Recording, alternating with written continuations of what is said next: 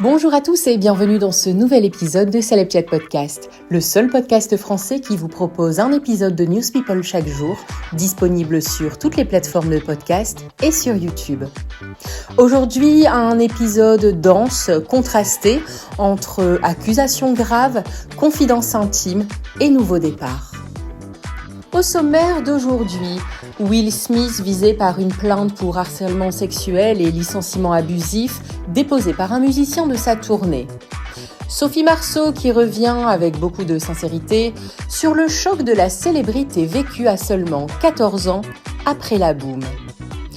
Le divorce de Nicole Kidman et Keith Urban désormais officialisé avec un accord détaillé concernant leurs enfants et leurs biens.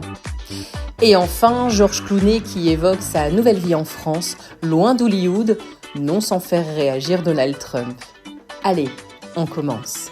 Et pour commencer, c'est une affaire sérieuse qui secoue actuellement Hollywood. Will Smith est visé par une plainte déposée en Californie par Brian King Joseph, un violoniste qui a participé à sa tournée. Dans les documents judiciaires relayés par la presse américaine, le musicien affirme avoir vécu une série d'événements qu'il qualifie de traumatisants, survenus au printemps 2025, alors qu'il collaborait avec l'acteur et chanteur.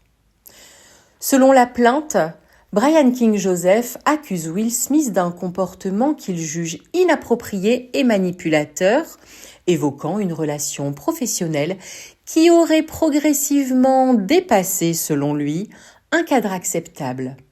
Il estime que cette situation lui aurait causé une profonde détresse émotionnelle. Toujours selon sa version, un incident survenu lors d'un déplacement à Las Vegas aurait marqué un tournant, renforçant son sentiment d'insécurité. Le musicien affirme avoir signalé la situation aux responsables de la tournée ainsi qu'aux autorités avant d'être licencié peu de temps après. La plainte vise donc également la société de production liée à Will Smith pour licenciement abusif.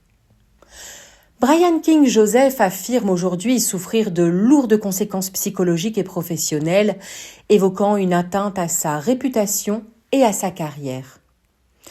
De son côté, Will Smith a formellement démenti l'ensemble des accusations et, par la voix de son avocat, il qualifie ces allégations de fausses, infondées et irresponsables, assurant que tous les moyens légaux seront utilisés pour faire valoir sa version des faits.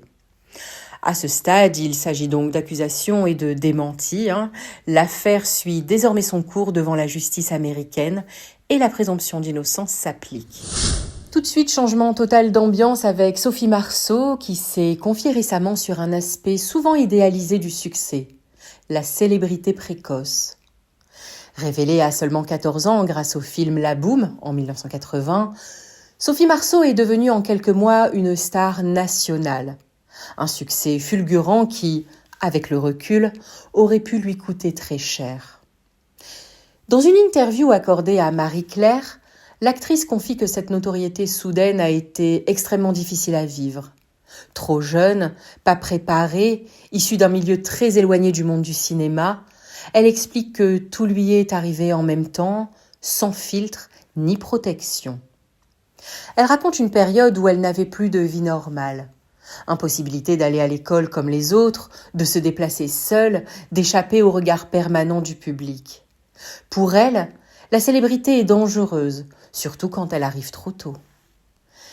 Avec beaucoup de lucidité, Sophie Marceau reconnaît que cette expérience l'a forcée à mûrir très vite, à se débrouiller seule, parfois au prix d'une grande fragilité.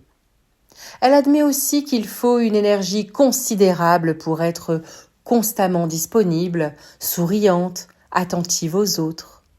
Aujourd'hui encore, malgré son immense popularité et son statut d'actrice préférée des Français, elle confie que la notoriété reste contraignante au quotidien. Côté cinéma, Sophie Marceau s'apprête à faire son retour dans LOL 2.0, la suite très attendue du film sorti en 2009. Elle y reprendra le rôle d'Anne dans une histoire familiale marquée par les bouleversements, les générations qui se croisent et les libertés à reconquérir.